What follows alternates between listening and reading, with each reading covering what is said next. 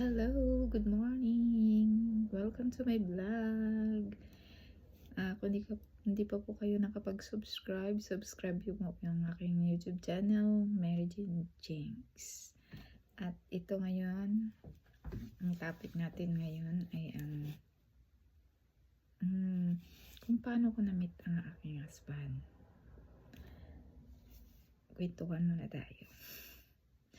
Hello sa lahat.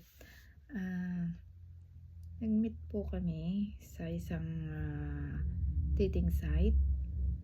Nasa Saudi Arabia ako noon. Siyempre, kailangan ng kausap. Para mawala yung homesick. So, yun.